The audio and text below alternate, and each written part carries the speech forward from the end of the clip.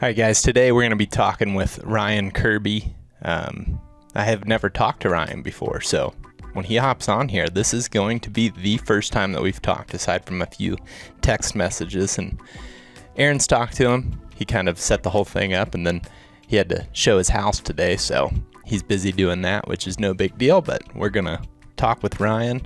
And I guess I learned about Ryan when Jake was talking about frontal shots, and he was referencing Ryan's artwork a lot. So we're going to talk about that, and we're going to talk about kind of how he got into art, but also how he got into drawing pictures of deer that, you know, show the vitals so well. I want to learn more about how he figured out how to do that. So once he gets on here, we'll let it rip.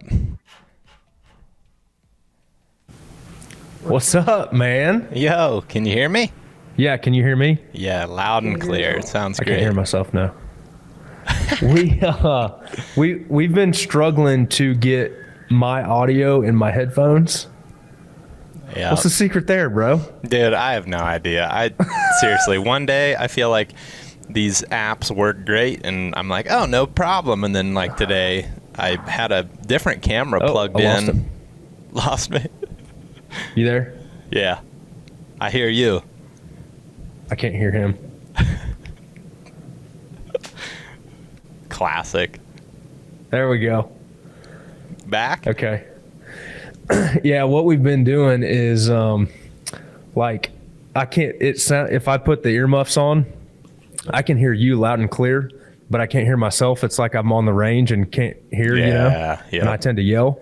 So what I've been doing is doing this like a DJ, you know, like got a little record in front of me. I've had to do that from time to time. Sometimes my ears just get tired. Like it's just too hard on, you know, I get these big wide ears, so you got to press them back every once in a while. And I had a GoPro plugged in as my webcam. It looks like you've got a different camera as your webcam. We've got a webcam, yeah. Yeah, so in the past, I've used a GoPro because it's a little bit better, but then it's like, it just didn't work. It was working great, and then as soon as I turned this on, it was just like, hey, we can't handle this. So right, it's a pain.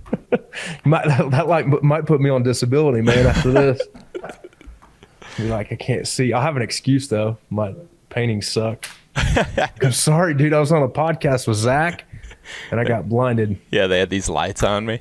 We're ready to roll. I've got stuff recording already. That way. Yeah. Just don't miss anything, but I keep it pretty loose and just like to pretty much hang out and talk. I don't know if you've ever listened to our podcast before, but I just pretty much let her rip and don't really. Of course I have, bro.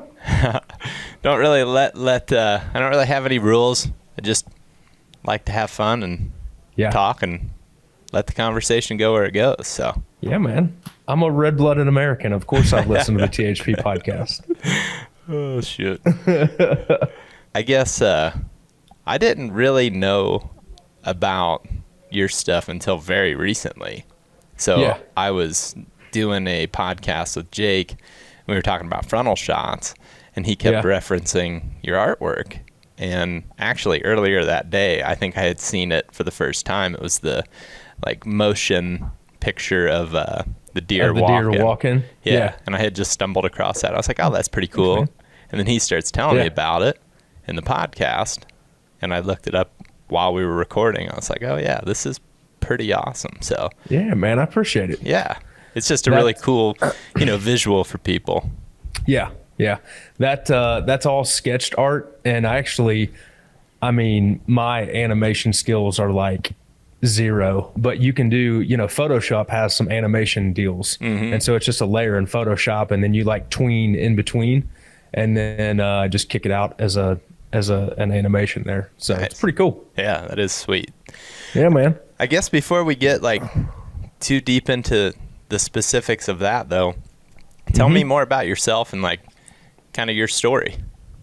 Well, so I'm a wildlife artist and designer, like a graphic designer. I grew up in the Midwest. I actually grew up in Hancock County, Illinois. Okay. Went to school at Bradley. Sorry, I'm going DJ mode on you. went to school at Bradley University in Peoria and graduated with a degree in graphic design and multimedia, and then moved to Edgefield, South Carolina to work for the Turkey Federation right after college. Awesome. So that was my first job right out of the gate. I answered a classified in the back of Turkey Call magazine. This was like 2004, maybe. Worked there for years. And then about 7 years later, I went out on my own. Started doing like freelance design work, painting on the side, wildlife art, kind of different mediums, but always in the same kind of realm, you know?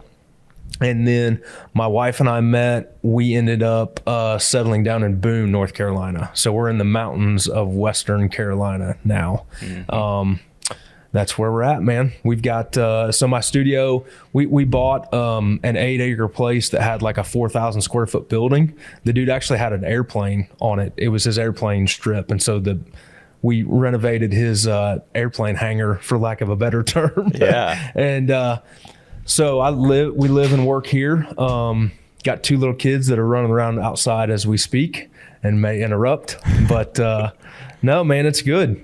Things are good. We've got 3 people that work here full time, 4 including myself.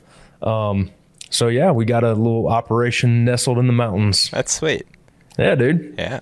So like how old were you when you first started getting into wildlife art? Like, was that something that you were doing for fun as a kid, or like, what did that look like? Well, I mean, my hometown was really small. I had 49 kids in my graduating class, 3,300, I think, in the town, you know, so it was small. And, my high school art teacher and he was the art teacher all the way through. It's not like we were a 1-room schoolhouse or anything, but he taught us in middle school and high school, Steve Mullins. And he really encouraged us to enter into the junior duck stamp program. And I grew up on a farm up there. We had about 25 head of cattle, some pigs when I was younger. But for the most part, it's your typical row crops, corn, soybeans, wheat, all that. And man, I was just like, me and my brother were like my dad's little buddy. You know, I remember just riding in the back of his beat up truck to go feed cows, and, you know, I mean, all the things, all the fishing in farm ponds, feeding cows, tagging along on deer drives and stuff like that. And so I was like in it from day one. Like, that's what my life revolved around. And then as I got older, I kind of developed, I just kind of knew I had a knack for it. And, you know, I tell everybody thinks like the light shone down from heaven or something, like when you had a talent, you know. It's like, no, dude, I was in like 4th grade and the teacher just asked you to draw a duck, and your duck looks better than the kid next to you. You know, it's like, that's how it is. And really, man, like art, I've always kind of had like an engineering type brain. Like, I understood how stuff worked, how shape and perspective and modeling. And after that, it's just hand-eye coordination, you know? And so a lot of it can be taught and learned. The hand-eye coordination, maybe not so much, but that's pretty much what it is. Yeah. So I developed the talent for it later, but my passion was always in the outdoors from day one. That's cool. So, yeah. And then as I got older, I had more success in the junior duck stamp program. And I mean, our art teacher encouraged us to really keep entering in that. And that helped me a lot. And then I would shoot trap with some guys on Thursday nights. Me and some buddies of mine, we had a high school trap team. And so we'd hang out at the club, smoking gun hunting club, after we'd shoot trap, and the older guys would drink beer and hang out, you know, and eventually guys would bring their bird dogs in for me to paint. So they like a little 5x7 glossy, you know, that they snapped a photo of with their camera when he's on point. Yeah. And then I would paint that for him. And so my summer jobs were baling hay and painting dogs. And that was it. So that's pretty awesome. I think yeah, man, that's a pretty sweet way for a young kid to make money too, and use a talent and like something that you probably enjoyed. I mean, has it ever got to a point where it's more of a job and it's like too much, or do you feel like you can sit down and enjoy it every time? About every day. Yeah. No, it's we've grown quite a bit, and as you get bigger, there's just more stuff, man. Yeah. I mean, there's more. there's more people, there's more payroll, there's more legal stuff you've got to deal with, and contracts and taxes and yada, yada, yada, yada, yada. So nothing you guys haven't experienced with your fame. It's not all cars, money, and girls, No, you know? No, really none of those things at all. Yeah. You should have seen me sweating trying to get batteries in this recorder right before we started. It's a lot of that. Yeah, it's a ton of that. I'm not as much of a tech guy. I can't even imagine what you guys deal with, like on the road with cameras and batteries and laptops and stuff. It gets pretty ridiculous, and it's pretty funny too to look back on different times, you know, where things were simpler, and that was kind of a question I had for you. Yeah. To the bird dog, like painting pictures. Like, do you ever just think, like, man, that was so nice and easy? Because it's kind of that way when I think of like when me and my buddies would roll out with like a 8 gigabyte SD card and a camera that had 40% battery, and we're just like, whatever, and it's so different than that now, where it's like, do we have all 15 batteries that we need to take with us? And it's just the simplicity of things changes. But I mean, I'm sure you kind of deal with that same thing. You hit a new level of like stress and stuff, and then that becomes your baseline, and then you hit another level of stress and things to deal with, and then you look back and it's like, dude, things were simple back then. Yeah, for sure. I mean, imagine the days like back when, sports and girls and hunting was like the biggest drama you had. Oh, yeah. The biggest thing you had to deal with in life, Think about that all the time. It's like, man, used to think that was stressful. It's like, nah, not at all. No. But no, it really is good. And honestly, I find like when I really do have time to sit down and just draw again and paint again, it's like, whew, this is nice. Yeah. Oh. I mean, I don't know if you guys ever hunt without cameras or anything anymore, but it'd kind of be like that. It'd be like, it's just nice being out here. Yeah. I think the biggest thing is just having time. For me, it's nice when I have the time where I can sit down and invest time into a project and get done with it and be like, okay, I set the bar higher for myself for the next time. Yeah. Kind of like, I'm kind of doing that right now. I'm working on elk videos, which I guess whenever we have elk videos, we've saved them for like a year later. Okay. That way we have more time to edit them. And I'm kind of in that point right now where it's like I get to sit down and work on it every day and really make it perfect. And I enjoy that because it kind of decreases that stress level of just like, got to get another one up. So I'm in that mode right now. But you guys are still churning like deer and turkey almost semi-live, right? Like, okay. Yep. And I think that it's always just trying to find that balance of like, what's the right amount and what's, what do people like really at the end of the day? That's the biggest question. Because, if you put, I think of editing as similar. It's not art in the fact that you're drawing, but you ultimately are coming up with a product that takes some artistic ability. And I think that there's two ways to look at it. It's like if you pump out videos really fast, the quality goes down. But if you take more time to edit a polished video, is it that much worth it? It is for me and a lot of us, like, to have a product that we're more proud of. But if like people want faster stuff, you got to give them that too. So it's just a balance in that. I'm sure you probably deal with pretty similar stuff. It's definitely a balance. And some, like if I go to a painting or something, like there's a certain level of detail where it's like enough is enough. Like me spending another day and a half painting grass is not going to get me another level of good. Most people wouldn't even notice. It's mostly stuff that only I would notice anyway. And I think that's a big thing I deal with in editing as well. I'll notice myself going back and for the 16th time trying to get an audio level perfect. And it's like, man, I go back and I watch videos from 5 years ago. We were not doing any of that, we weren't even bumping the audio down when it would get completely blown out. It's like we were just, slapping stuff together. But I think part of the creative mind always wants to, make things a little bit more perfect, a little bit perfectionist, I suppose. Yeah. Does the stress help you? Like And I don't know a ton about your back end process, but I remember seeing videos of you guys editing at McDonald's because you could get Wi-Fi. You know, like did the deadlines make you better or eventually, or not really? I think that deadlines ultimately make you just get to that point where you're slapping stuff together. That's the downside. At least that's the way that I feel.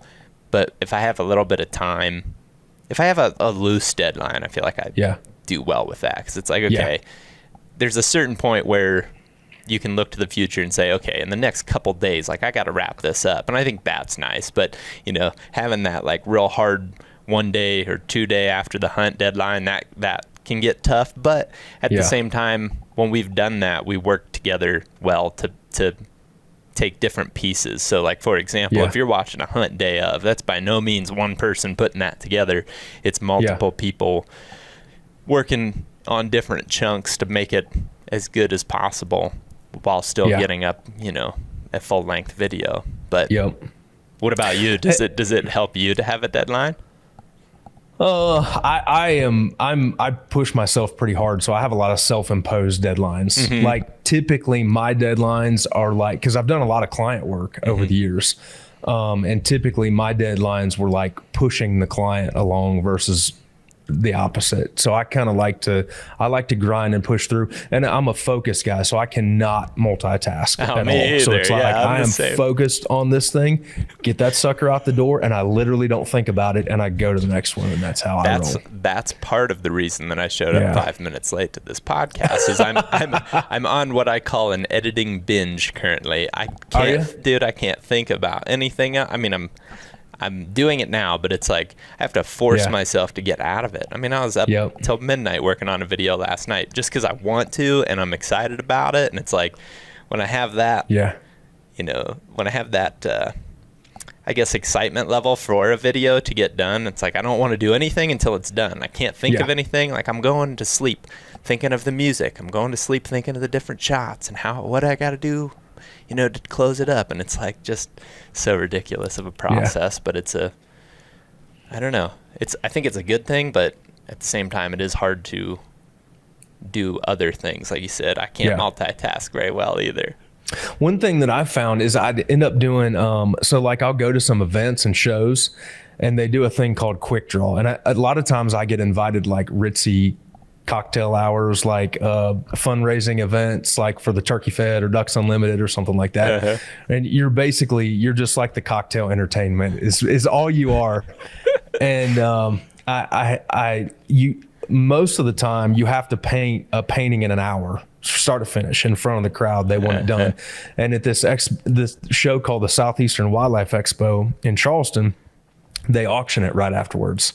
So it's you're like the most vulnerable. It's like laying your guts open in front of everybody, because not only do you have to paint this thing there in front, but then it goes up to auction, and it's like I'm about to find out what I'm made of and what other people think of my work in real time. That's you know, because but what I have found is that as I've done those, sometimes I'll paint the scene I'm gonna paint just as a warm up in my studio, just to kind of as a mulligan, you know? Yeah. And I've found that when I have to paint that way, you don't have time to overthink anything. It's like, I'm going to take a brush stroke and I'm going to put this one here, and then I'm going to put this one here, and I'm going to put this one here. And your work ends up being more fresh and more, a lot of times it's better, because all the little stuff that doesn't matter just fades away. Yeah. And I've noticed that doing stuff like that helps me on a bigger piece when I really am trying to put a lot of detail into it, because it kind of, I don't know, man, it just kind of hones your skill, I guess. It helps you probably just get used to cutting ties with the little things that are not that important. It'd be like singing acoustic or something if you're a musician. Like, you don't have all the auto tune, you don't have any of that stuff, you know, so you got to get it. And it does, I feel like it makes me better overall. Yeah, it's probably nice to have a little of both, right? Like having that balance. I think that's same with videos as well. It's like, it's nice to be able to pump stuff fast, but it's also nice to be able to sit down and make that more polished product. Yep. Have you guys ever done a video of like your whole behind the scenes deal? No, but that would be super interesting. Fascinating. Oh yeah. Yeah. I think about it a lot. That would be cool. One of the things that kind of cracks me up, I had this whole past turkey season, I was laid up because I had surgery on my ACL. And I was watching a bunch of old videos, and of course, and was cracking me up to hear us say, "Oh yeah, we're back working." It's like nobody has any idea what that even means. Like, it could be like just sitting down at the computer sending an email. It could be what, like, in, you know, from the outside perspective, you have no idea, but when you really see what it is, it can get quite ridiculous. Like, I've got pictures of, pretty sure I've got pictures. Somebody does, at least. I remember one time we were in Mississippi. We were all editing on a picnic table, and it was so sunny that we all had towels over our heads and the laptop screen so we could actually see. Another time, I was in my car, and the same deal. I had these T-shirts and stuff hung up so I could, you know, kind of be in a little dark room in there, and it's like, that's how, and that'll be hours, you know. So it just gets pretty ridiculous. But nobody knows what it takes to edit video and produce it, man. I mean, it's just a lot. Dude. I remember, so when I went on full time at the Turkey Fed, it was 2004, and that's when they had the big giant cameras still, you know. Like, they had a cutout for your shoulder, like a rounded cutout, you know. It's like this big. So, I mean, you guys were probably filming some of that at Winky's. Yep, we definitely were. Yep. Yeah. When I was filming him, I had this camera that, I mean, it was insane. It was so huge. And then those guys are, and I'd always seen like Turkey Call TV, like with Rob Keck taking his daughters and stuff like that. And then you get there, and there's like 5 edit bays with dark rooms and big screens, and these guys are lugging cameras, and there's like it's like an NFL team. Like, there's suitcases everywhere when they go on a trip, and this and that and the other. And it's like, dude, I had no idea that it took this much stuff. Yeah, and so I think it's fun too to also try to combat that a little bit too, where it's like, now you can film tons of stuff on your phone. You can film stuff with GoPros, and you know, the cameras that we're using right now, like this is one of them. Like, even this thing, it's so much different than that thing that we were filming. Oh yeah. You know, like, this is so easy. You know, I can get a pretty dang good clip just doing that. Like, it's so light. But anyway, that's one of the things that's kind of fun, is to try to evolve that, because I hate using that. You know, anything bigger than that thing is way too much for me, you know? But anyway. Well, one of the guys there, Jason Morrow, he was a former offensive lineman at Oklahoma State. He was a big boy, and he went on a Gould's hunt, and he was like, and I was like, bro, how are you going to carry that thing hiking mountains and stuff? You're still, you know, 270. You're still built like a lineman, you know? It was nuts, but they did hilarious. So how did you get the job at NWTF? I mean, how did you start that process and get into like the outdoor industry? That's definitely something I want to learn more of. Yeah, that's what everybody asks. How do I work in the outdoor industry? Right. Like, and I feel like there's a ton of people. It's kind of weird now that I think about it, because I did a podcast with Sam Soholt yesterday. I didn't know he worked for Midwest Whitetail too. And I feel like Midwest Whitetail was a lot of the same story of the Turkey Federation. The Turkey Fed cranked out a ton of young talent in the industry, and so did Midwest Whitetail, you know. And we've been at like cocktail hours at SHOT Show or ATA, and somebody will walk up, and there's a bunch of us standing there, and they're like, "You guys all worked at the Turkey Federation?" Like, I've met a ton of people that started there. But you know, when I was in high school, I would go to the local Turkey Federation banquets, you know, the smoky VFW hall in the little towns, you know, and I would donate. At that time, I had like won the junior duck stamp contest. So like, I'd won a national contest and like gotten some like news coverage and stuff like that, like local stuff. You're building a resume a little bit. It kind of, within a county. But so people knew I could draw, and I was kind of like the hometown kid, so they wanted some of my art there. And I would sketch. I'd do like a black and white sketch for their program, and so it'd be like I can't remember what our chapter name was back then, but the Hancock County strutters, and it'd have a picture on there. And I did stuff like a turkey strutting with a shed antler next to it, turkeys fighting, all that kind of stuff.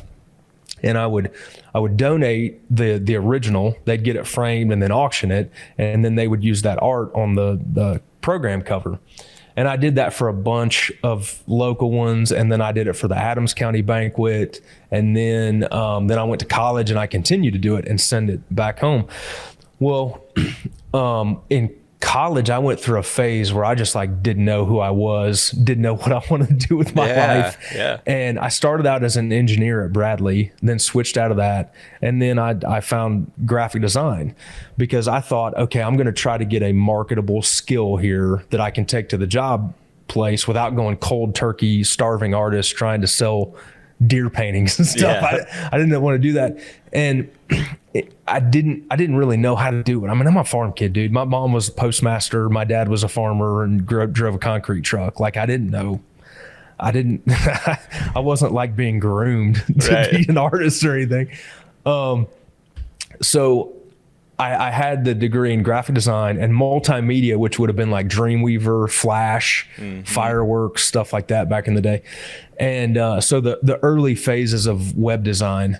And I also had that background with like donating stuff to the Turkey Federation. So when I graduated college, before that, I was going to be a medical illustrator. I was going to go in, and I thought I liked biology, anatomy, physiology. I can draw, all that kind of stuff. And there's like when you go into the doctor and they have like the diagram of the lungs and the heart, like, well, somebody illustrated that. Somebody drew that. So I started looking into those programs, but what I ended up finding out was that you basically go through med school alongside a doctor, but he goes and makes a pile of money, and then I get paid to draw the same stuff, and it's like, dude, I don't want to go through another 5 years of school for that. And honestly, I'm glad I didn't, because digital has taken over everything, and now everything's 3D animated. Like there's nobody sketching red blood cells. So I was like, I saw that classified ad in the back of Turkey Call. They were looking for a graphic designer. So I actually saw that like 3 months before I graduated and held on to that issue of Turkey Call magazine. It had a hen it was a November issue, and I still remember it. It had a hen like in frosted, corn stubble and stuff, So one thing, so I answered that deal. I think our camera's losing focus. Maybe I'm leaning back too far. Sorry. That's all good. Tech issues. Yeah. But so I answered that, and I had a letter of recommendation from the state chapter president.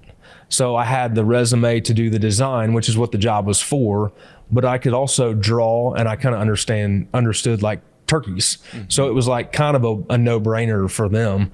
And it was a really good job for me. So I left Illinois, got the job in South Carolina, and kind of the rest is history from there. But it was cool because Rob Keck was the CEO at the time, and Rob was a high school art teacher.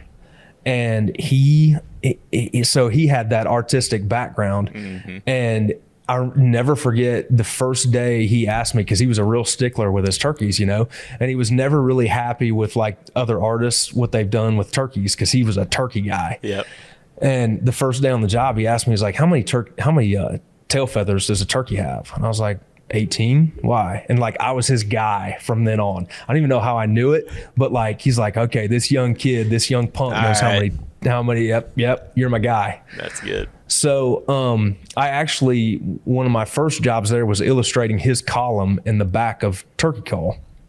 And he would write an article, and he still wrote it himself. Like, Rob was the most passionate turkey dude I've ever met in my life. And he would still, even as the CEO of the company, he would write that little article in the back of Turkey Call. And it might be how to do, different types of a tail fan mount you could do to preserve your bird. And then I would hand draw that, and he would approve it. He liked my work. And then we actually had a font created in Rob's handwriting. So he wrote all the letters in his style. That's sweet. And then I don't know where we got it, but it was a font. in the computer of Keck was the type. And so I would lay out his article all the time. And then I would do more illustration work. We would do like how to build a box blind, some hunting strategy stuff. And it was a good fit for me because I understood it and then had the technical ability to do it. So, yeah. So like but it was cool, man. Yeah. So like you would get tasked with like illustrating what things were about, essentially. Like, yeah. So it might be how to set up a dove field. Yeah. And it would be, and back in those days, like the vector artwork was real popular, like you'd see in Field and Stream and Outdoor Life, where it's like clean stuff done in Illustrator. Right. So I would hand draw that and then go over it in vector, and it would appear in the magazine. So I was designing a lot of the magazines and then illustrating them when we needed, when it was a fit. And then when web design started to take off, I had a little bit of a background in multimedia, so I would do some web design. I feel like I'm having visions of cool ways to present, you know. I've always thought, man, I ought to just start sitting down and drawing out maps for different examples of hunting situations, because I used to really enjoy that. I'd go through the magazines back in the day, and I'd be sitting there looking for those illustrations. Like, I loved that.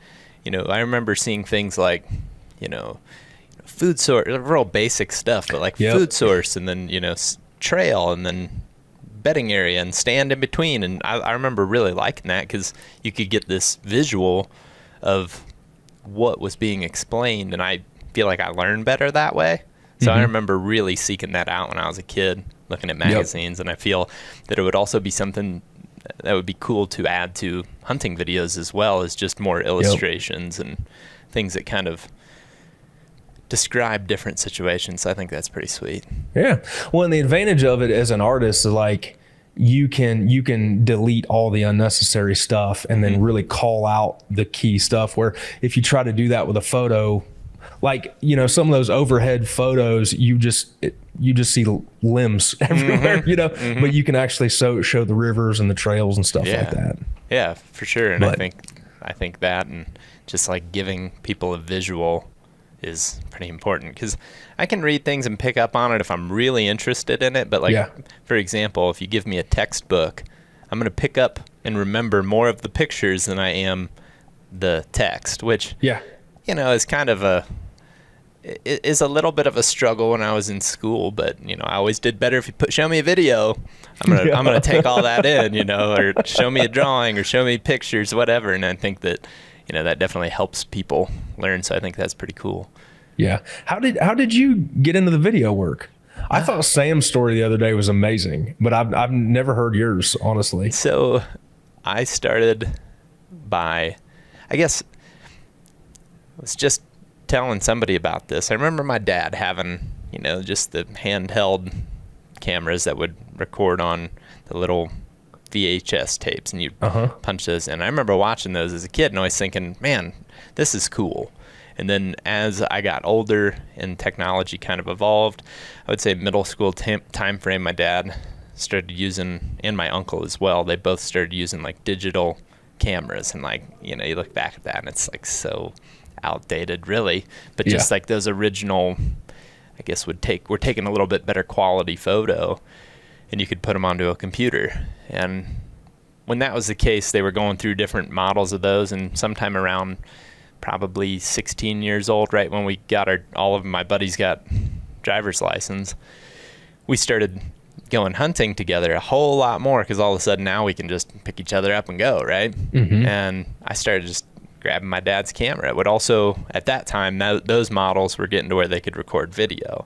So I would record, we would go small game hunting or whatever, and I would just start filming all that stuff. And, you know, again, looking back on it, it was real just tossed together. I had no real plan for it. But then I started editing things on iMovie. So we had a Mac desktop, and I found iMovie on there one day. I realized I could just, you know, import all these videos that I'm taking with my buddies, put them in there, and then start making videos. So then I'd, find some, rock and roll tune that I liked, and I would montage things together or make a little, little story of our rabbit hunt or whatever. And I love the rock and roll video. I can literally just picture it right now. AC/DC, whatever I was listening to at the time. But I remember having like AC/DC. There's a Pearl Jam in there, like all the just, stuff you would hear like on rock radio at the time. Just montage. Oh, Ted Nugent songs for sure.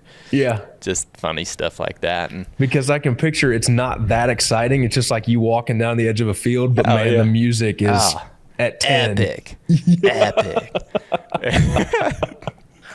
So I started doing it like that. And then as we got older, we just kept doing more and more of it. And eventually it got into camcorders. I mean, stuff that's a little bit more basic than that, but just like handheld camcorders. And we just kept filming everything that we were doing. And sometime, I would say around 2011, when I first started in college, we were watching a ton of Midwest whitetail at that time, which is where Aaron and Greg were already working at that time. Or I think I think they both started right at that time.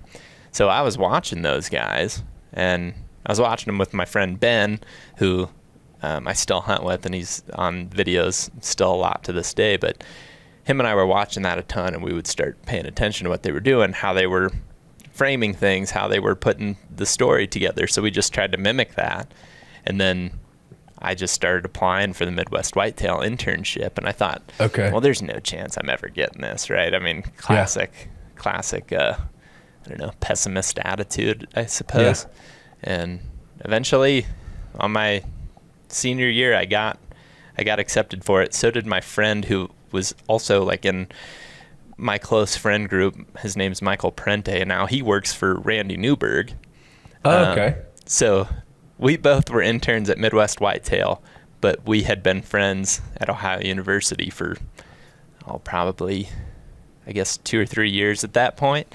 So we went to Iowa together, and then that's where we met, everybody at Midwest Whitetail, Aaron and Greg, and everybody else that was there at the time. And then, just started working there, and I loved it. I mean, that was it was the dream come true. It truly was. When we first went out there, I remember thinking that life couldn't get any better, and really it has just been, I guess, continued to get better since. And I just really appreciate that experience at Midwest Whitetail forever.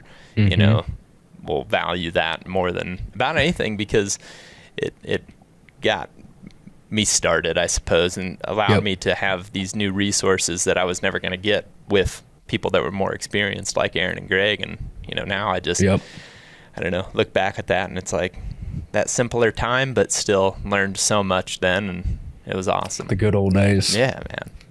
And I feel I guess I just feel lucky that I was accepted for that, and I also feel lucky that I had support from friends too, like having people to go film, and friends that didn't just get fed up with me, kind of hanging around with a camera back in the day, and Ben always trying to learn with me, and then my parents supporting this kid that's just always running around out in the woods filming. I don't know, it just people thought I was a weirdo when I was in high school, and would say I want to film hunting videos. What are you going to do for a living? Well, I want to film hunting videos. It's okay, well, whenever you kill that dream, what are you really going to do? I'm pretty sure at one point the guidance counselor told my dad, hey, you got to talk to Zach about picking an actual career. And I think that he got kind of mad about that, which is nice. If I wouldn't have had that support, if he was saying that to me, I'd never be doing this. So I think that's cool. But anyway.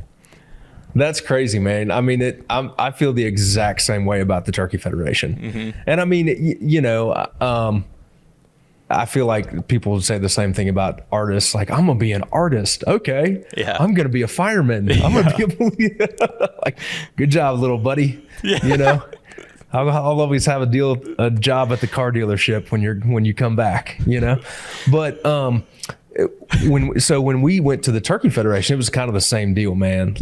It was amazing. We had a really good creative young crew. We had 6 graphic designers probably about the same amount of writers and PR people and video editors and stuff. But what they did is they hired people from all over the country, kind of like Midwest Whitetail, man. We were coming from Wisconsin and Mississippi and West Virginia, all over the place. But it was a really small town, and they couldn't pay much. It was a nonprofit. And so what would happen is people were getting scooped up. Yep. Like, we were rotating through, and mainly the writers, because the writers would go on these writers hunts and shows and they'd network more. Yep. I was kind of stuck in my little dark cave, right, drawing and designing. So I didn't really go to shows or anything. But honestly, man, the foundation of my career was those 7 years when writers were coming and going, and then they'd go work somewhere else and kick freelance work back to me. Yeah. Because they knew what I could do. And then when I went out on my own, it was all freelance design and illustration work. But dude, we were training labs in the pond outside, and man, shooting our bows. They had and the turkey fed was on like 150 acres of planted pines in there. So we literally had a bow range out back, and we'd go do that and this and that and the other. But yeah, those were the good old days. It sounds very similar. Like, there's this close network of people that are not from the small town, but all living in a small town together. Yep. That's what Midwest Whitetail was as well. It was a bunch of guys from wherever, and they were all living in this place that luckily was a really cool small town as well, where we met tons of awesome people that grew up there, and they were very accepting of us, but we kind of were in our own little world too, where nobody was from there. So that kind of made things unique, but it was a really cool experience. It was almost like being in a little, I guess, fraternity of sorts, just out like within the town. So that was kind of cool. Yeah. Did you guys all hang out together after work then? Oh yeah. I'm assuming. Totally. And I was, at the time, I wasn't dating anybody. So I was just like, always going over to my buddy's place and like hanging out with them and their wives or girlfriends, and just hanging out, and we'd watch hunting videos and like just drink beer and whatever, just like hanging out. It was always a good time. Just the classic classic stuff that you do in your buddy's garage, just hanging out. I got a fun story though. This would have been about 2011. Were you there? Well, and this was when like YouTube wasn't really a thing. You guys were doing the weekly shows, I feel like. At Midwest Whitetail, we were. Yes. Yes. And so this was the very tail end of when I was working there. And the Turkey Federation, when I got hired, it was like the heyday, man. There was like 250 people. It was full. It was bustling. But I don't think when they first built the building or expanded, they had like the bandwidth for internet to grow and for everything to go digital. And the communications department was in its own wing. And they had hired an IT guy that would like design the long-term goal for him was like redo the infrastructure for the internet there. I mean, when I first started there, we were doing the files for the magazine and burning them to a DVD and driving them to Augusta, Georgia to a UPS deal to ship to the printer. Jeez. And then as we started going, we started to upload to an FTP. Everything started going more digital. I started doing more web projects and stuff. But like the banquet system, like there's a whole system for operating the banquet merchandise and shipping and receiving. So the Turkey Fed is kind of behind the times and upgrading all their system. And I've started doing more web work and doing an e-newsletter and some graphics for video and stuff like that. And they hired this new IT guy. I think his name was Greg or somebody. I think it was Greg. But he was like the police for the bandwidth on the internet, and he was the IT guy that like hated people using Macs, and all of us designers are on a Mac, and he's a PC guy, and you have that whole debate, Oh man. But what I would do, he used to get so pissed at me for streaming internet because he had a monitor and he could see who was using the most bandwidth, and we had to like conserve it, He's always yelling at me. And it got to be like a thing. And every I think it was Mondays you guys released a show. Yep. I would always stream it, and he'd come storming down the hallway. Kirby, are you streaming internet? Damn it! And I was like, Greg, man, it's my job. I gotta stay relevant. I gotta know, But he would peg my bandwidth all the time, and it got to be like a running joke in the department. If somebody in the next cubicle overheard Bill's voice whispering from an Oak Ridge, they'd be like, Greg's gonna get you. And before the video is halfway done, Greg's barking in my ear about using the bandwidth. But it was cool though, man. I was kind of a fanboy even back in those days of what you guys were doing. I was as well. It was trend setting, really. Oh yeah. I mean, well, at that time nobody had went to online. Where I feel like when we started THP, we jumped to YouTube primarily. Well, at the time of Midwest Whitetails beginning, nobody had been online at all. So I remember being up, and just that on-demand thing, like being able to watch it without having to pay for it was crazy. The biggest hang up for me when I was a kid is I loved watching hunting videos, but I had such limited time. Like my parents didn't want to pay for the extra channels. For whatever reason, wherever we lived, that wasn't part of like any, basic cable platform. Like where I feel like other people were like, oh yeah, we could always watch it on Saturdays or whatever. It's like, I never had any of it. I couldn't watch hunting stuff unless I was getting a VHS tape or a DVD or was at a friend's house or something. Or I remember being at my grandparents' a lot and just binging, just watching nothing but, just watching some terrible stuff too, but just I had to watch it. Like I had to watch it. I was obsessed. And it's kind of funny to look back at that and just think about how, groundbreaking just being online was for the first time, and how all of a sudden now you can watch it at work. You can do it kind of whenever you want because you don't have to pay or have to be on TV at a certain time. And I think that's crazy to look back on how far that's come just since whatever 2000. I guess Midwest Whitetail started in 2008. So okay, kind of crazy. Dang, man. So how many people were working there? When I started, there would have been Aaron and Greg, Luke Nissen, Eric Barber, John Lewis, and then there were, I think that's all at the time, and then there was the 3 interns, so there was 8 of us the first year. And then the second year, we had 5 interns. So that was a busier office setting. But then by the end, it was very similar to what you described happened at Turkey Federation. Like we had guys just coming and going, where Luke Nissen was the first one to kind of switch careers up a little bit. And then Eric Barber, actually, who now works at Vortex, he was... he wanted to go back to Wisconsin, and he got a job with the DNR, so he went back there. Okay. And then John Lewis moved to New York, and he still worked creating videos for Midwest Whitetail for several years, but he just moved off location. Gotcha. So by the time it would have been the summer of 2017, everything had changed pretty wow.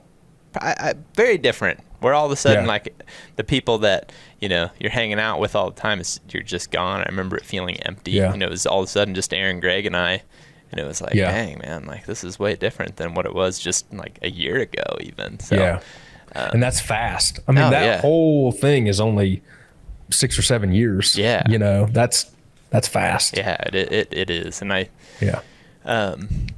well, before I forget, because I really want to ask you this, and it just came up. Yeah. You were talking about how you were trying to decide what you wanted to do in college, and you thought about doing the drawings and I don't even remember what exactly you called it. Medical illustration. Medical illustrations. Yeah. Is that how you kind of became interested in drawing deer's vitals and in wildlife's vitals? Because that is so cool to me, and it's really interesting. And I feel like there's so many terrible examples out there. You know, if you type in like deer vitals and like the heart is, you know, way back in, you know, where the guts are, and it's like, I don't know how. There's a bunch of them. Yeah, it's bad. It's really bad. So how did you get into that, and like how did you learn that and that whole process, I guess? Yeah. Well, part of it is that's kind of always been my niche. You know, I mean, I know a lot of it because I've field dressed a bunch of them. Right. You know, and I was always drawn to like the form following function type thing, and like I was really good at life drawing. I actually had a class in college where we drew nude models. Okay, so like that thing existed. Like, have you ever seen the Saturday Night Live skit with Will Ferrell where he's the nude model? I don't know that I have, but I can oh probably. My gosh, dude! I gotta send it to you. Yeah. Will Ferrell is a homeless guy that they bring off the street to model for a like a nighttime art class at a community college, and it's exactly what you would think. You know, just Will Ferrell being Will Ferrell. But yeah, and it was funny, man. I've got some pretty funny stories from those days. But if the models, I mean, it's not like there were like hot girls modeling and stuff. I mean, this is like 9 a.m. Tuesday, Thursday. And you have to, they paid like $10 an hour and you had to sit there for 3 hours. So who's going to volunteer for that? Right. You know? Right. So it was kind of just whoever they could get. And they actually had a rule. I never saw it happen, never heard of it happening. But if the model didn't show up and you wanted an A for the day, you could model for the class, which is total weird, man. I don't know how you could move forward from that point in the semester. It'd just be weird, you know? That's hilarious.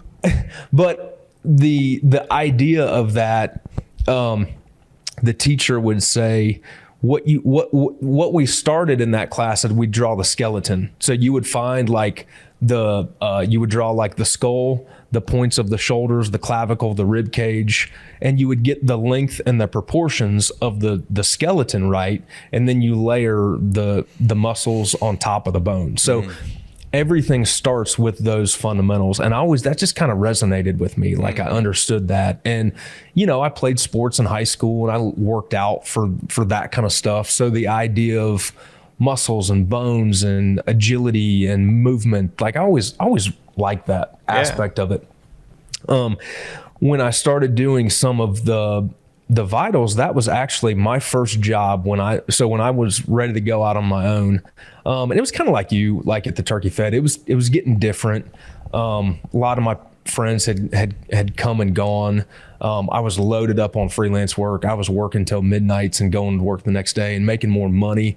And it was kind of like, man, if I don't make this jump and go work up for myself, I never will at this point. So I had been talking with the Archery Trade Association, and they had an Explore bow hunting program that was designed to help new bow hunters get introduced to the sport. And so I did all the design for that curriculum. And as part of that, there were a ton of illustrations work we did. I mean a pile. Like I illustrated all the parts of a bow, releases, risers, all like everything you need to learn about bow hunting was in there. And as part of that, we did a series of skeletal illustrate, like all of those illustrations you see, I did for elk, deer, hogs, turkey, a rabbit. There's a rabbit in there. And so what I had to do is take in a physical printed form, these were like clear sheets that laid on top of each other. So you would have like the animal with all their hide and you'd lift that clear sheet off to reveal the bones, the skeletal, and then take that off to the vitals and all that kind of stuff. So kind of a layering process of the animal's organs. And that was actually the first time I'd ever done anything like that. And again, that was all vector based in Illustrator. And what I did there is I'd basically take like a broadside elk, and then I would look at all of the stuff that's out there, you know, all the different anatomy illustrations that were out there. I'd look at horses, I'd look at this and that, compare kind of how stuff worked. It's all relatively similar. But then a lot of it was just literally field dressing deer, you know, to understand how that stuff works. And so I started there. That was the first time I'd done it. And then I did a few more. I did some work for Realtree. I did the deer that's in the Drury Outdoors app, the DeerCast app. Yeah. Did that for them. And then we did our own prints. We have our own line of art prints. And the anatomy and physiology of the whitetail buck is one that I wanted to do. And so I did those for that piece there. But really we've got a series of prints like the growth and maturity of the whitetail buck, the anatomy and physiology, and I'm working on one right now that's our next one, where I wanted it to be more than just like a shot placement deal. I wanted it to be kind of a celebration of the anatomy, like the muscles. And I actually worked with Kip Adams and Matt Ross at the NDA to find statistics that people might not realize, like a buck's neck will swell up to 50% during the rut. How many bones are in the body? Why are antlers harder than bone? Like a soft bone. They call those wet bones that are in the body versus a hard bone that's on the outside. And that's the kind of stuff fascinates me. And luckily it fascinates other hunters too. And so that's kind of a unique kind of a niche that we've operated in. Yeah, it's been good, man. Yeah. That's awesome. But also what's cool about all those prints is I use that as like the kick in the pants for me to create all that work. And then once we have that body of work, we can break it out into other pieces of content, products, things like that. So do you feel like there's certain things that people often get wrong when it comes to like deer vitals? Like what would you say the most common thing that you see is? Well, and honestly, man, like some of these biologists are sharp that we work with. And I've learned a lot too. Like I used to be the guy that think there was a no man's land between the lung and the spine, like there was just a hole. And if I hit that hole, it just like goes through the deer and he walks off, but then you start to realize that, the diaphragm cuts off the front half of the body in order to regulate pressure, and the lungs have to fill that whole cavity. Like there isn't a place. What typically happens is the spine sits lower than people think it does, and they shoot above the spine, like kind of a high backstrap shot. But, I end up doing a ton of research into that stuff. Like I read books, study stuff online, watch YouTube videos, all the things, and then I'll write all the copy and kind of figure some stuff out. And then I'll create all that. And then I'll go to the biologist and say, hey, is this right? Are there any new studies that have come out that I don't know about? What I tell everybody, like when I want to critique, like if I want to compliment, I'll show my mom. She'll tell me it's great, but I want you to tell me, like, what did we do wrong here? Like, I want to know the truth. And I want it to be accurate, because I don't want to mislead people either. But even for my own sake, like you were talking about holding yourself to a higher standard of the video, like I want to get it right. So that's one thing. Really, if you want to start a fight on social media, you talk about like taking frontal shots and shooting through the shoulder, and and it's so funny because we put some of these online, and admittedly most of my work is done for the bow hunter. That's mainly what I am, but man, the 30-06 guys, it's always the 30-06 guys. Like, by God, my 30-06 ain't never met a scapula it didn't like, Oh, no kidding. Like, I aim for that shoulder because it puts them down faster and I can drive my truck right to it. I mean, it's like, oh God. And I was telling Zach here, a lot of the funniest thing for me, dude, is when we'll put something online and I have Siri telling me comments, and it'll be in my headphones and my earbuds while I'm working. And it's so hilarious, dude, because all of a sudden the Siri voice will come on and say, Jim Bob 30-06 says, that's the dumbest thing I've ever seen. I shoot through all shoulders and blow right through. I'm not even afraid of the Texas heart shot, and it'll dictate in my ears, and I'll just sit there and die while I'm like painting or something. That's pretty funny. How do you get Siri to read you comments? Because I actually feel like that would make it way more entertaining. I actually don't know how to turn it off is the problem. It just does it, man. I don't know. I got to look that up because I feel like it would make some of the ones that make me mad probably just laugh. Oh, it's way funnier in the Siri voice. Totally. The innocent, like AI robot voice. Yeah. Oh, yeah. That's hilarious. Especially when we did, we posted something about would you take the Texas Heart shot? Like, would you take a facing away shot? And dude, priceless. Yeah, I can't even imagine the hate that comes out of something like that. Just people going back and forth. It's just, I don't know. It's interesting because it's one of those things where it's like, hey, if you promote one of those things, or like frontal shots is the one, like we just did that. Yeah. You'll see somebody on there like, you guys are terrible for the sport of bow hunting. Like you're being irresponsible, and that's, basically you're the worst person ever because of that. And it's like, I guess I don't agree with that, but it's like, man, people are just relentless sometimes, especially when it comes to, man, frontal shots or like shot choice placement triggers something in people. It's crazy. Yes. And it's like, do whatever you're comfortable with at the end of the day, but like, you can't deny that you take a frontal shot and it goes right through there and the thing's dead in like 5 seconds. Like you can't deny that that's, not just like the most ethical thing you could do, really. I mean, you can't just be irresponsible with it, but you can't be that way with the broadside shot either. But anyway, we don't necessarily have to go down. I don't really want to go down that rabbit hole. Well, and the other thing I think of too is like, I practice and I try to, do everything ethical and all that kind of stuff, but like, I'm not that good of a shot, bro. I'm really, realistically, I'm hoping to hit like a softball. And if I'm in there, I'm good, buddy. Yeah.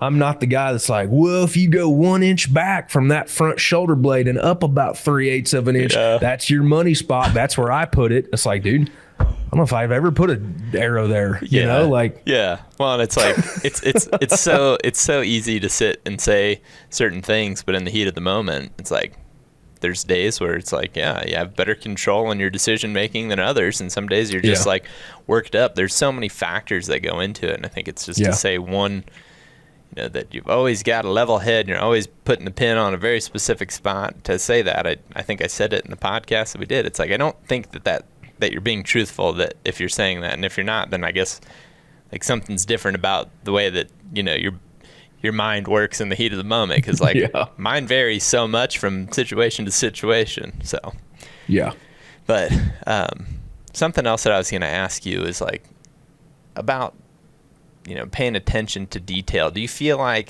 through art and through understanding the deer's vitals and all animals, I guess, vitals and stuff, do you feel like that's made you a better hunter? Like, do you feel that translates into paying attention to details in hunting? It's both. I have a basic rule that I don't paint anything I've never hunted, because I end up working a lot from reference photos, but animals take bad photos too, just like people. And so you've got to have a certain amount of knowledge to know that, like, how they relate, how they move, how they do this, to know what you can get away with. Like, you can look at a photo and like, that's not really a natural photo of a deer. Like, maybe he's ducking under a fence and it's a weird pose. And if you don't know any better, you'll just paint it exactly like that. Plus, if you're working from photos that might be blown out or either too light or too dark, there's detail in there that's missing, and you got to be able to fill those gaps in as an artist. And so hunting has made me a lot better artist. And I feel like it's kind of vice versa. One of the best things I've ever done is there was a video talking about old VHS. I still can't remember where this is, but I have a VHS recording of a guy that filmed deer in captivity for taxidermists. Like, it was a taxidermy training video. And so it was like, watch how the whiskers move here and watch how the ear rotates. And I end up, I'm sitting in a tree and there's a little yearling buck that walks out, and I'll put my binoculars on him and watch how his ears move. and shift. And where do the whiskers stick out? Like, what angle do his eyelashes sit? Like, you know, for example, deer, when they're young, their eyelashes kind of stick out straight or maybe even a little bit up. But as they get older and they get that kind of bulbous, knotty, big forehead, their eyelashes point downwards. And it's little stuff like that, man. Yeah. Taxidermists notice that stuff. But it was a whole video on this guy filming deer in the wild and then giving his commentary on it. Like, for example, when a deer... If you're looking at a deer from behind, a lot of times the brown of their hide rolls back and it kind of covers their white butt. But when they get spooked, it flares and it gets big. And you don't really pay attention to that. And then you watch it happen and it's like, holy crap, it really is. But as an artist, I need to know that, because if I'm trying to tell a story with a painting and I paint that doe with her tail coming up and her white hair of her butt flared, she's spooked. But if I want her to be calm, you know, it's painted differently. There was a guy, I told a story on our podcast the other day. He was a great artist, had some great stuff, but he didn't really understand deer hunting. And he painted like my biggest pet peeve, which is the deer family, like the buck in a summer field with flowers and hard antlers, sitting there next to the doe, sitting there next to a spotted fawn. Yeah. And it's like, oh, dude, come on, man. Yeah, not realistic. And you know, my target market's hunters, so they know that's not true. First off, he's in velvet. Second of all, he pieced out at the end of November. You know, he's not coaching T-ball and, you know, buying groceries for that fawn. You know, he's out. You know, and if you don't know better, you'll paint that stuff. Yeah. And you just gotta know. So I kind of view it simultaneously. I look at hunting as a time to get better as an artist by observing. And then as an artist, I do go to the field looking for more detail, looking for new angles, new behaviors and stuff like that. Yeah. I think it would have to help, based off what you just described, it would have to help understand body language in hunting situations too, right? Where maybe you're trying to decide when to move or when to take the shot, when to draw. All those little details get a lot easier if you understand how deer are communicating through their body language. And there's so many little things that you pick up on over the years as a hunter that I feel are easy to take for granted until maybe you go with somebody that's new to it. And then like they're trying to draw their bow and it's like, not right now, or trying to make that last move in the stalk. And it's like, he's giving you the clues that say, don't do that yet, you know? And I think that's something that I guess over the years I've realized is a huge advantage. And then even being able to like sit down and draw it in your situation, you're studying that over and over again to where when you go into the field, it's like second nature. And I think that's pretty cool. Definitely understanding body language stuff is pretty fascinating to me. It's big. It's big. It really is. Especially with deer. I mean, turkeys are pretty simple. If he's in full strut, he's calm. If he's wing clipping and head bobbing, he's out, you know. But deer, there's some subtle things. Leg positioning and all that kind of stuff. What are some things that come to mind? I got a story real quick. And then we'll go to that. But I've learned a lot taking like older buddies of mine that have gotten into hunting later, you know. So like say I took my buddy Mike one time and we were in our 30s, and you know, there's always like the guy ego pride thing. You just got to get out of the way right away. Like, look, dude, there's no shame in not knowing any of this stuff. So don't pretend like you know, just because we're like equal peers, you know, and they essentially have the equivalent, the hunting IQ of like an 8-year-old, you know, and it's like, I wouldn't expect you to know any different. But we were hunting down by Charleston in South Carolina, and it was real quiet, so we just set up on a food plot and we're just going to kind of blind call. And we had the decoys out. We set up a little blind. It was 3 of us, and I was filming at that point. And a turkey gobbled like 300 yards off the back of the food plot. Okay, so we're like, oh yeah, that's cool. It was off the property. And then he gobbled at like 150. And then he gobbled at like 100. And then he was coming, you know? So Mike is pointed at him across the food plot. And I'm like, Mike, don't move. Okay. And so the bird started coming, and then I'm living through the viewfinder like a good cameraman, you know? And well, the bird literally is at a complete 90-degree angle at this point. He's come like another 60 yards, and now he's off to the right, and he's skirted the decoys. He knows something's up, and he's wing clipping, and like, I'm like, Mike, shoot him. Well, Mike is still 90 degrees. He has not moved because I told him not to move.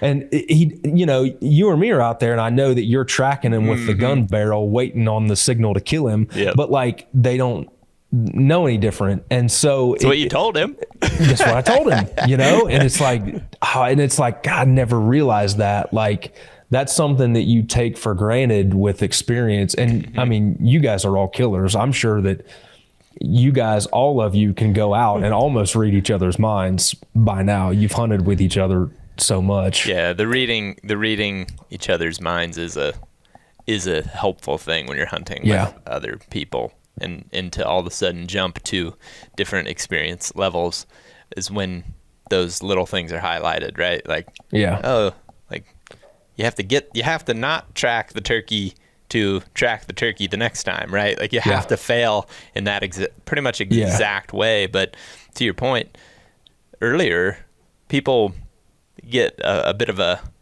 pride about it, where it's like, no, I know what to do. And it's like, I mean, you probably don't yet, and that's okay. Like, just try to, you know, listen here. And like, I'm not trying to be a punk. Like, I'm just trying to help you, like, be more prepared for the next time. So I totally understand that. It's kind of funny though too, hearing that, like, well, you know, visualizing your friend Mike's like thought process is like, oh, he said don't move, you know, and it's like, well, yeah, they didn't do anything wrong, you know. And then so he had to swing 90 degrees, which he's never this was his first turkey, by the way. He'd never hunted before, so that's a challenge in and of itself. And then he wounded him, and the turkey like flopped down but still kind of had his head up. And so I was like, Mike, go get him. And he's like, what do you mean go get him? Like, we hadn't discussed what we do when we actually shoot one. Like, we talked about calling and roosting and gobbling, but you know, now what do you do? So that was a whole comedy little skit in and of itself. It's man, that's so funny, because there's just so many little things that, again, I think with years of experience you start to take for granted. You just forget that you had to learn those things probably the hard way at some point or another, you know? Yep. For sure. But one thing you were asking, one thing about like behavior and stuff, but one thing that, because I'll like go out and shoot reference photos too a lot, where you're just sitting not really sitting in a stand much, but you know, going to photograph elk or turkeys or stuff like that. Man, one thing that has always stuck out to me is when, like, I've always been the type that, like, as soon as that deer's here, you got to get ready, and you got to shoot him. You got to get ready. You got to take the shot. You got to do this. You got to do that. But then when you're there and you don't have a bow in your hand, you're just kind of there to watch. Like, things take time to progress and to roll out. And you know, as you gain more experience and you might be passing smaller bucks or whatever, you realize that, like, not everything is just that. Granted, sometimes there is a buck chases a doe under your stand and he stops behind her right there, and you know the next time they move, they're running, they're going, like, you got to shoot them. But overall, a lot of times things take time to play out in the woods. And if you let them play out, it's kind of amazing what happens sometimes. You know, you might end up having to, like, get up to run that turkey off. You know, because like, all right, dude, he's been here for 8 minutes. This is boring now. Like, get up and move. Like, we were in Florida, and Clay Cook is a videographer for Whitetail Properties. And the last morning we were all getting up, we were going to go leave, but we thought there was a bird roosted off the backside of this pasture, and he pitched down. We thought we could get some backlit, you know, video of him, you know. So we set up, and we were set up perfect. And the turkey comes in, and it would have been one of those epic things, like, okay, is he close enough? Okay, now he's close enough. 1, 2, 3, shoot, you know, shoot him. But because we were filming, we just sat there and watched him. And it's like, dude, we eventually just had to get up and run the turkey off. Now we had a strutter decoy out and all that kind of stuff. But Matt Drury told me one time, I was hanging out with him and he was talking about one of the major league pitchers that they hunt with. And he's like, the great ones have a way of slowing time down. Yeah. And just like, you're in the heat of the moment, slow down. And I think it takes, observing deer, wanting to paint them and study them has taught me that. Like, it doesn't always happen so fast. Yeah. And that's kind of a good metaphor for life, I get. But to go super deep. No, I think that's great. I love it. I do love that. I think of when that topic comes up of slowing things down and in hunting specifically, I often reference the difference between when I was a sophomore playing my first varsity game versus my senior year playing my last. It's like you step onto the field and that first play is like boom, boom, boom, everything's over. And you're like, oh, like why didn't I even see what happened? You just like make some decision and go and it's over. But then by the time you've got experience under your belt, a couple of years later, many games under your belt, everything's slowed down so much that it's like you're fine-tuning every little decision. You're reading stuff before it's happening, and the same thing starts to happen with hunting as well. Yep. And the downside to hunting is that's a little bit different than like sports, for example. In sports, you've got this, let's just say high school, you got 4 years to just play many a games, many a plays, right? But with hunting, you might only be getting one play, like real play per season, or two if you're lucky. Maybe, a really great season, you have 4 or 5. And it's like, when you start talking about how much time it takes to really get the comfort. Long time. And I really like the idea of just spending time around animals too, where, if you're into photography or you just like going out and glassing deer, just paying attention to those little details. And I like what you said earlier too about looking, at the young buck, looking at, his characteristics, what he's doing, because as you do more and more of that, you start to be more and more comfortable in those situations that feel like they're fleeting, but you can slow it back down and just execute when the time's right. And I think about, back when I was in high school hunting, I was just exactly like what you're talking about, where I thought everything was, I gotta get it done. And then I ended up like making a lot of shots that were rushed because of that. I ultimately ended up hitting a lot of animals too high. I would just basically backstrap shoot them. It's still a mistake that I make. I made it this past season, but it's one of those things that as you get more experience, you can slow the game down. It just makes every decision a little bit easier. And there's specific hunts like this buck right here. That's a New York buck. That was total like, well, it's over if I force it. I'm going to spook him if I just try to pull my bow back, because he was with a doe and I was making a stalk and I was getting pretty dang close to him and I was watching his antlers. Well, then a vehicle spooked him. Just like totally weird luck, vehicle spooks him and he bounds away from her, and then he runs and he gets right on the same edge that I'm on, and he's point blank range. I mean, he's like probably 18 yards or less, and he's facing right at me, looking at me. But I saw that he was reacting to that vehicle, tucked into the shadows, put my bow cam on my face, and just covered my eyes with my hat bill best I could. And I could tell it's like, again, body language, right? And this is pretty obvious stuff, but if I try to force a draw, he is going to nail me and run so fast. But if I'm patient, he's got that doe, and you can tell that he's thinking about her. Like, his eyes are darting around, his ears are turning, like you were saying. His ears keep going back to where she is because he wants to know what she's doing. Well, then as he starts to kind of give up on me, he becomes more concerned about her, and I kind of let him transition from being worried about me to being worried about her. He started kind of circling out into some tall grass, which gave me a window of cover, and then he started turning and looking for her again, like trying to get a visual on her. I knew the wind was good, So as soon as he turned the second time, I just drew and stood all the way up. And I mean, if he'd have looked, he'd have saw me. I mean, same as the first time. I mean, I had cover when I was down low, but when I stood up, I mean, I might as well have just been out, been standing on the putting green, I was like plain as day. But because I was just patient, and I think that's that story is the one that comes to mind when I think of what you said about there's more time than what you think. And had I, probably go back even a few years before that, I'd have probably just drawn, spooked him, and been like, damn. Yeah. But if you'd have had my 30-06, you could shot him any way you want. Any angle. I could have missed him the first 3 times and still got him. But you shoot through a tree and still hit him on the other side, buddy.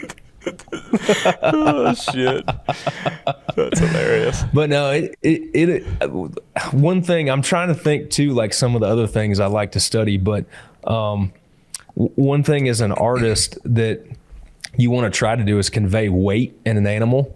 So how their feet hit the ground, the way the leg muscles contract, like you can watch a deer, and I just watch that stuff. I end up watching more animals through my binoculars at like 20 yards than anything, just to zoom in. And those ears, man, those ears are always turning. Oh, yeah. And when they, when a doe puts her head down, her ears go back. I mean, it's pretty fascinating when you really start looking at them, and the veins that go on the inside of the back leg and all that kind of stuff. It's pretty cool. I also always like looking at tail movement. Like tail movement gives you so many cues. I mean, that's how they're communicating amongst each other too, is like, if I flick my tail and I move my head down all at the same time, like we're good, we're safe.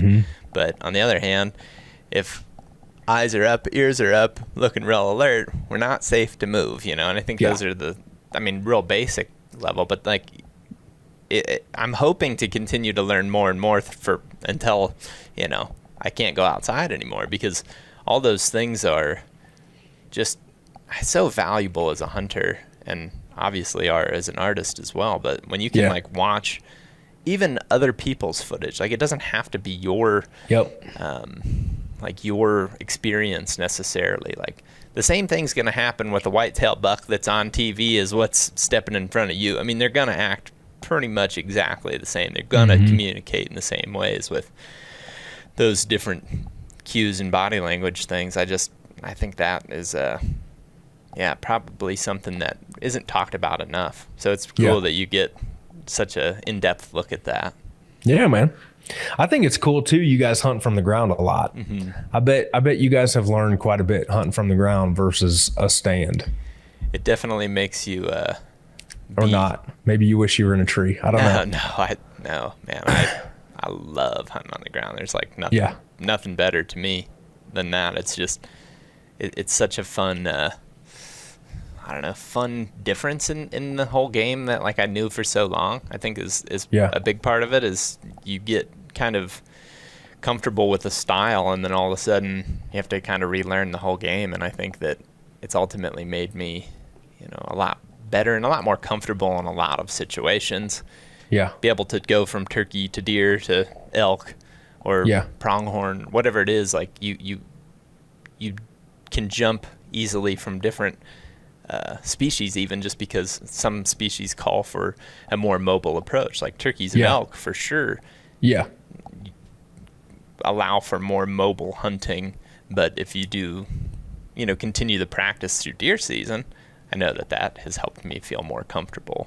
Yeah. What do you guys think the key to you killing deer off the ground is? Probably learning a lot of those visual, like learning those body language things. I would say that is a big part of it, just knowing when to make the move. Because you're doing the same thing in a tree stand. You just have a little bit of forgiveness when you're elevated. There's just so much more. I mean, for example, if a deer's walking and his head's up, if you just draw slow in a tree stand, you can probably get away with it. Where if you're on the ground, your odds of getting away with it go down. I'm not saying you can't, but they go down.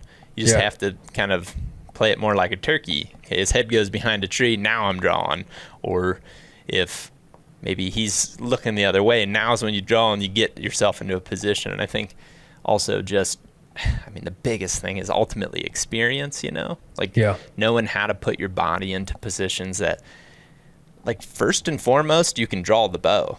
That's something that I feel is often, skipped.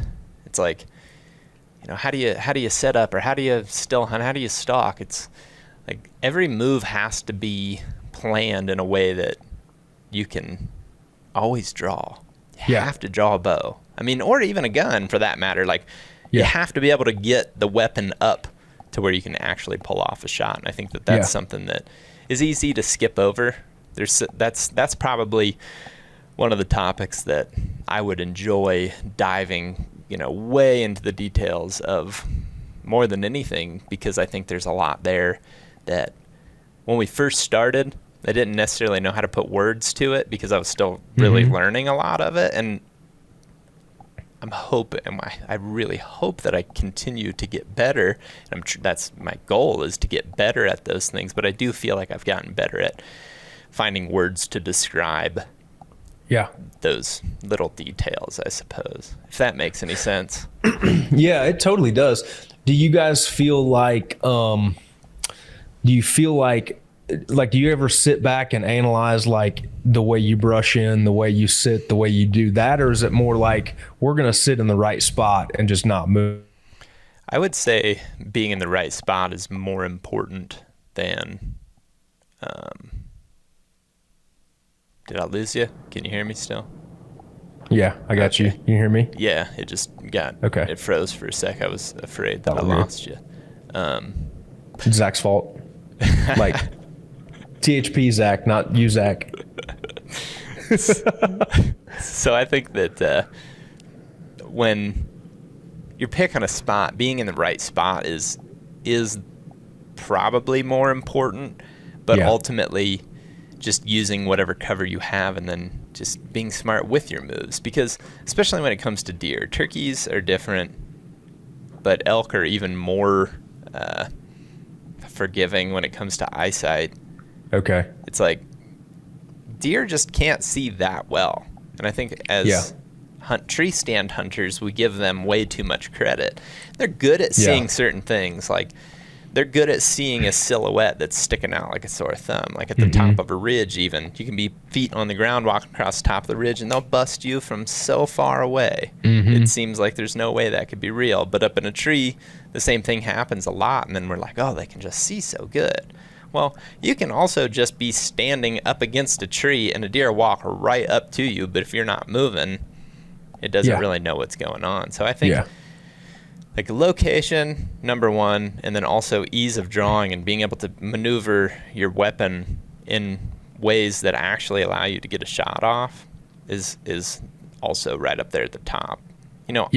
If you got a bunch of cover, man, that's better. That's definitely to your advantage. But ultimately, being able to, draw, get the weapon up, and then moving at the right time and being close, and just being close too. Like, I love still hunting through an area, and like I always am visualizing, like, okay, if one starts to come from my right, based off where the wind is, where the sun is, where the cover is, where I can walk the quietest, where am I getting to next? Yeah. And every step of the way, you have to be thinking of those things if you're moving or if you're stalking or whatever. And it's like, just like the situation of that New York buck. It's like, if I wouldn't have been, thinking ahead, and every step kind of picking my next move, I would have never got even to the spot where he ran right up to me and gave up on me. I'd have got caught more in the sunlight and more exposed, not had cover. But just kind of planning that out as you're moving through an area, I think is also important. And, once you're in a setup, by all means, like, if you can get a bunch of natural cover to break you up, I'm all about that. But there's just a lot of situations too where, you're just making a stalk and you don't have that luxury to say, oh, I'm going to take the time to like take this big, figure out what's behind me. Right. And take this big dead log and like lay it against a tree to get a whole, different angle of cover. So I think just, paying attention to those things. And it's something too, like if you like to turkey hunt, for example, that's a really great start, like turkey hunting is so similar where all of a sudden you're thrown in these situations and you've got this bird that's got incredible eyesight and he's coming looking for you. You know, that's a great way to practice getting better at bow hunting whitetails off the ground. So, I mean, again, this is some stuff, man. You get me going on it. We'll be here for like 4 hours. I would love to hear more about that. I've always been the kind of guy that's like, I want my tree stands to look like the setup on a mossy oak print ad where there's like an oak tree with everything and I blend in and the only thing you can see is like my arrow fletching. You know, completely invisible. And then I've got a buddy that's like, let's go 20 yards over there and put that stand on the telephone pole, you know, because it's the right spot. And I think sometimes there's a balance there. But I've gotten a little bit more ballsy in my setups and being able to set up on the ground and stuff like that as you get more comfortable, like with experience. Like I killed a turkey this year where they just weren't going to commit and they were on the edge of a field kind of skirting us, and I just got a big tree between me and them and just stood up, and the turkeys are 10 yards away and just stood up. But I can make sure I didn't crack a stick or do anything like that, and you're on the other side of the tree, they can't see you. But it's stuff like that I never would have dreamed of when I was 14. It's like you have to sit still like they do it on TV. Well, and that's woodsmanship skills too. Like I think oftentimes that term gets put out there, and like I'm guilty of this as well, where I hear that and then I often think that means like finding a track and knowing how fresh it was, and like that's part of it, but so is you know, being able to stand up behind that tree and get the turkey, or you know, make that final move and understand, you know, how much distance you need between front cover and the front of your, you know, bow when you get that full draw. Like being able to visualize that on the fly at all times. Like those are woodsmanship skills as well. They're just not often what people were referencing. A lot of times they're just referencing like sign and kind of that understanding, but I think there's so many details to it. I mean, even, for example, like if you've got wind, it's pretty common knowledge that if you're making a stalk and you get a gust of wind, that's when you should move. But also when a plane flies over and makes a bunch of noise, especially if you can see that animal, it's like if it's not looking at you and a plane's flying over making a bunch of noise, well, naturally, like instinct, at a certain point, instinct should just be taking over of like, I'm not even going to talk about this, think about this, whatever. I'm going right in this moment. And I think those are like little details that, I think the biggest thing, I guess circling back to this, is if you want, I would always say to people, if you want to hunt in that style, you just got to do it. You got to just go mess up, you know, and like enjoy that part of it, and know that, you know, you've got a goal in mind, and at some point you're going to reach it if you try. The biggest hang up is like, I don't know. It's like, well, no, I mean, neither does anybody. Like, you never really know. It's like, just try it and see what happens, you know? Yeah. So, I don't know. My little guy, Rhett, he's 7, and we've started going out, you know, and we are, I've always wanted to make it fun because he's competitive. He's like me. He's like hard on himself, and he can't get something right. He gets frustrated and all that. So I've always said, I want to make this completely fun because I know that competitive drive, it's coming. I don't have to push him at all.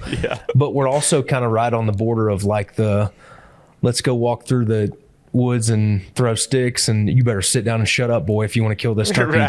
You know? And so we're kind of navigating that. But I've wanted to do it outside of a blind. I just haven't wanted to do the throw up a blind because I want him to make mistakes and I want him to learn, and I want him to do all that kind of stuff. But I don't know. As a dad, you're always just trying to figure that stuff out on the fly. Yeah, because you want to like make it fun, but you also want to teach the hard lessons, which can also be frustrating and not so fun in the moment. You know, it's like, I feel it because I've started turkey hunting with Whitney, my girlfriend, and she has hunted. The first year she just tagged along. The last 2 seasons she has hunted, and she's been close. She missed one, and then she's had other birds in range that just couldn't quite pull it off. And it's like, you know, at the end of the day, and sometimes she gets worked up because a lot of times we're hunting with other people. It's late season stuff, and we're able to bring like really quite the crew in there.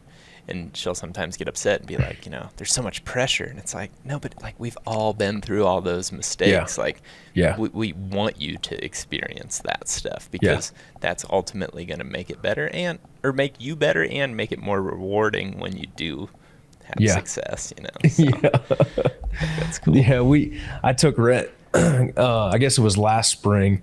And the thing for me is I want him to see turkeys and like experience it, you know, like it's just not that much fun. And they're young, so you can't sit for 3 hours and not see anything. Right? You just can't expect that. Oh, no. But dude, we had like a gift from heaven last year. We sat down underneath a big pine tree and literally just kind of, you know, we got snacks and Gatorades and just crap everywhere, you know. And I just look up and it's an afternoon longbeard and he's just feeding, you know, just literally like we had to have set up with him 75 yards away, but just over the crest of a hill and just happened to be perfect timing. And I wanted them to see it. And so I was like, Rhett, can you see? He didn't have his face mask on and he's just rubbernecking doing this thing. You know? And of course that turkey sticks its head up and starts chugging away. So I tried to kill him and I missed him. And he flies off the mountainside and Rhett was like, that's awesome. Let's go find another one. And I was like, dude, you don't get it. So, and then he's like, can we go fishing? I was like, let's go fishing, bro. Like, and I like my heart is in my throat and I just like want to throw up right there, you know, because you know, especially in the mountains, that just doesn't happen very often. Right. And he just wants to go fishing. And then every time we drive past that farm, he's like, you remember when you missed that turkey, Dad? I was like, yeah, I remember when I missed that turkey. That's hilarious. That's hilarious. You guys should do, man, I've got all kinds of ideas of stuff you guys should do, but I feel like, wives and girlfriends of THP podcast could be cool, where they just tell all the stories about you. It's on the list. It's high on the list. It's a matter of like when we all get together, actually pulling it off to sit down and do it, but it's definitely high on the priority list. It's been on my list now for multiple years even. I just have not made it. It'd be cool. Yeah, I think it would be really fun. I think it would be hilarious for people too to like learn more about us and just kind of the lifestyle too, because it is so odd. Yeah. It's unique, man. You guys have definitely done it. Do you guys have any interns that edit for you? Well, we really pretty much all do all things content wise, but we do have an intern, Cole. Yeah. He just started a month ago probably. So that's super fun for us too, just because we were all in that situation at one point, you know, and being able to kind of live through that, you know, young eye, and also being able to kind of see the new trends through those guys too is super helpful. I think something that is a huge risk for us is, you know, the ever-changing way people take in media, right? Like to sit here and say that YouTube is going to be what we do for the rest of our lives is probably a lie to ourselves, you know? I don't know what it's going to be, but I mean, maybe it is just making a bunch of TikToks or something, but you know, it's like, who knows what's next? And I think that's kind of the benefit of having young guys around. And I mean, you know, we're all trying to stay relevant with things, but it's like, I just, you know, it's like, what's the point of getting TikTok when you can watch, you know, YouTube Reels or YouTube Shorts and Reels? Like, you know, I don't know. It's like where I'm starting to be like, maybe I'm becoming the old guy now. You're the old guy. I can just see not you, really, but you know. You're with like a mane of gray hair, and you're like, Zach, get off of YouTube, bro. Dude, there's only 52 people on YouTube anymore. It's 2073. Here's one for you. So this is something I really enjoy doing. Snapchat filters. Let me tell you what, you know, it's just, we used to just have such a good time getting on the deer, but anymore, man, it's just so daggone tough, you know, so we just, I mean, back in the glory days, it wasn't nothing to make us sad to see 15, 16 good bucks in a day, you know. So that's a look into the future of the hunting public. I literally just picture you on a bench outside of a gas station in the middle of nowhere being that guy. I hope so. Oh man. Oh shit. That is great. It's a real thing though, man, like the aging and stuff. I don't know. I'd like to think I'm not the old guy, but sometimes it's like, holy crap, I just said exactly what a client told me when I was 30 and I didn't understand it or get it, and now I do. And it's like, Oh, totally. One of the things that's the most fascinating thing about humans is when we're young, in our minds, we're always right. But as we get older, we realize that the people that were older than us were right and we were wrong. But it's so consistent. I mean, there's rare cases. Isn't it? There's so few cases where somebody's like actually listening to the wise older than them individual. Yeah. But most of the time it's just like, no, there's no way that's the way it's going to be. And like, you just, stubborn your way through stuff until one day you're like, wait, actually, that's so true. And it's funny because as I have went through, I'm now 30. So which I don't think is old, but compared to somebody that's like Cole is 21, I think. So it's like, compared to that, there's some difference there. And, you start to tell them things. You're just like, man, people are saying these things to you, but they're right. So you should listen. But you never do. You never will. Like, hey, man, I'm telling you, if you want to keep stalking deer, as you get older, start stretching now. And it's like, it's like, I know you don't think that you need to stretch, but you do. It's like somebody told me that when I was younger too, and I didn't listen. Yeah. Anyway. And I remember like when I was a freshman and sophomore in college, I thought the 23-year-old fifth year senior was like a creepy old man. Right. Like, dude, your life is over, man. Like, dude, you're so old. And a 30-year-old was like freaking ancient. Oh, ancient. Like irrelevant.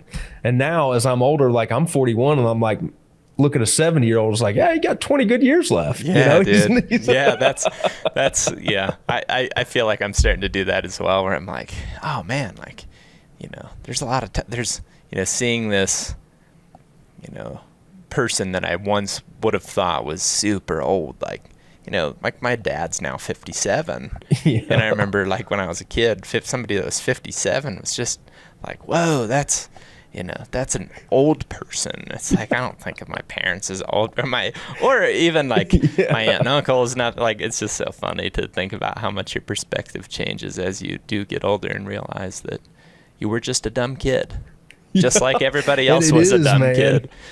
Like in the 50s, they fought their parents about going to the movie theater and in the A&W drive-through with the roller skates and dancing was the devil. And now just different stuff.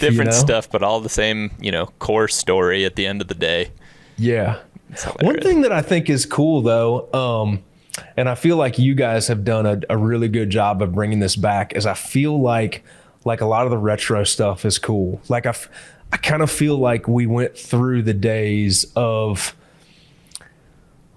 like Pike County becoming the Golden Triangle, and everybody wanted to kill a deer to be on the cover of North American Whitetail, and it was like bigger and bigger and bigger. It was just like that. And, and now I feel like we kind of got to the end of that, and we're like, there's got to be more than this. Yeah. Like we're going back to the roots of like, dude, we're just going to go have fun. And I remember when I was growing up, bow hunting hadn't really taken off yet, and we did like man drives in Illinois for shotgun season, like smooth bore 20 gauge with just a bead on the end of it, and I just feel like there's some people that realize, and I've felt this as I get older, but you just kind of want to go for the experience. Like I just want to go have fun. Yeah. Like I don't want this to be pressure. I've got enough pressure in my life the way it is. I want to have fun. I don't want to like fun and an escape of the feel pressure. like I have to. Yeah.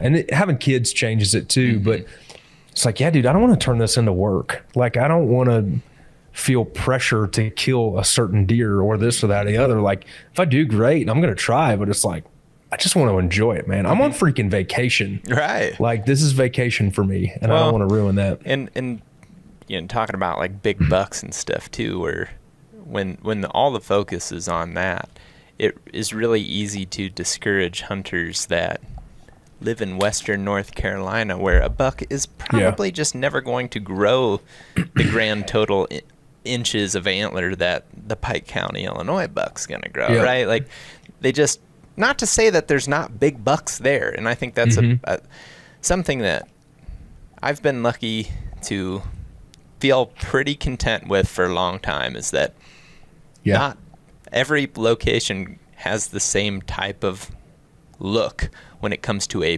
big buck, or even more specifically what I believe is like a mature buck. There's a certain point where it's like, yeah, well, that's what we're after. It doesn't matter what his headgear looks like. It's like if his neck is, if you get a big neck and he's, significantly bigger than all the other deer body wise, it's like, I don't care if I could care less if he's less than 100 inches even. It's like, that's what we're after there. Yeah. He's seen some stuff, and, maybe if we're lucky, the last thing you'll see is us. I still kind of want to kill a big one myself, but like Rhett, dude, we're about to wear out some spikes, buddy. Oh yeah. We are about to wear out, and I'll leave it up to him. Like, hey man, when you feel like you're ready to go up to the next level, we're going to do it. But it just, man, I feel like for a long time it was like how big of a deer you can kill, and now I feel like it's if you kill 120 inch 8-pointer, but it's a cool story and it like means a lot to you, man, by all means go ahead. And I think that like the general public is starting to like feel that way too. Like it's not just an individual thing. Yeah, I think that's important too, because I think when you look at hunting as a whole, again, if you're not in a place that has, tons of booners running around every corner, it's like, if that's like the level that makes people feel like they're being successful, well then there's some people that are just never going to achieve that. I mean, and again, not to say, and some people get so worked up in very specifics of these things, but it's like, not to say that, you wouldn't find a, giant antlered buck in the mountains of, the southeast or the east, or, down in Florida. I don't know. It doesn't really matter. I'm not saying it doesn't exist. I'm just always saying, like, at the end of the day, like, if it's going to be fun, just do whatever makes it fun. And I think it's so funny too. Like sometimes you're seeing a bunch of bucks that look about the same that, you're like, oh, that's, I'm not going to shoot that here. But then the next place, you haven't seen a deer for 4 days and you see that buck and your heart's pounding through the roof. It's like, I'm shooting that buck. It's happening. It's just every situation's different. And I think that's kind of the beauty of hunting, is it makes you make it whatever you want it to be, I think. And I think that's cool. We had a deer show up. So our property, it's kind of hard to explain, but in the mountains, there's a lot of small parcels. There's very few big tracts of land like in the Midwest. And so we've got 8 acres here, and I've got a buddy stand that I put for me and Rhett to go sit in, and we'll go sit at the end of it, and we can literally like, there's App State is in Boone, and we went hunting last year and you could hear the ASU cheering in town, like 10 miles away. And then you could hear Kim and Brooklyn cheering at the TV inside the house. Like we were that close to the house, That's hilarious. But it's a cool place to take the kids. It's easy. If one of them gets really cold, we can go inside. We take hot chocolate and stuff with us. But there was a deer that showed up late in the year, like on Christmas.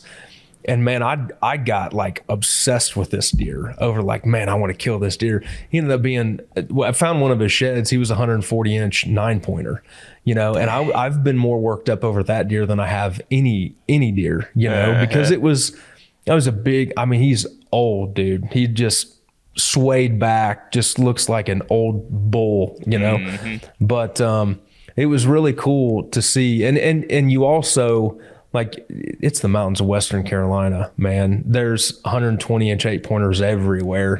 Anything over like, 140, 150 caliber deers. Yeah. Once a year you hear about a deer like that around here. Right. So yeah, and that's kind of what I mean with what I was saying earlier. It's like not every place has the big bucks. So it's like if everybody's trying to compare themselves to what they're seeing on TV from, you know, these areas that have like really high quality, you know, antler growth. It's like, well, you can't compare yourself to that if you're not living in those areas. Or even if you are, like, who cares? There's so many different situations. No two people have the same exact hunting situation. Like, it's just not, you know, nobody's experience level is the same, or like the place they hunt. So it's like, I don't know, comparing that stuff just gets out of control. By the way, Zach here just put me onto your hunting, the Don't Be a Jerk video you guys just did. Dude, that was hilarious. When you and Warb walk up on that guy and start shaming him, like within 2 seconds, you're like, oh yeah, 2-year-old. Oh yeah. I was like, oh God, this is hilarious, man. Oh, dude, man. All those skits were hilarious to do. That's a lot of fun. You know, we were talking about a long time ago in this conversation, we were talking about how I got into filming. That is the type of stuff when we first started filming and editing, that was like my favorite thing to do. Still is, to do goofy, like, you know, characters and stuff like that. I mean, that's how all these ridiculous Snapchats also happen as well. But yeah, anyway, well, dude, hey, I better let you go because I feel like we've just been talking. I mean, we have been talking for a long time, but I've really enjoyed it. But I feel like, you know, want to let you get to other things, and I appreciate you, you know, hanging out, chatting for so long. Yeah, dude, it's been great. I'm glad we got Warb out of this thing too. We don't want him hanging around, man. Slide him out. We don't need him third wheeling on our conversations. Oh man, could you even imagine how much longer it would last if you add another person to the mix? I'm sure it would be like looking down at like 4 hours. But oh, dude, we didn't even get into turkey calling. If we had Warb here, we'd go even deeper on that, man. Well, I guess that just means that we'll have to do another one again sometime soon. Let's do it, man. I'd love to. All right. Well, hey, I appreciate it. Bro. And, you know, we'll talk soon. Keep in touch. Yeah, man. Thanks, Zach.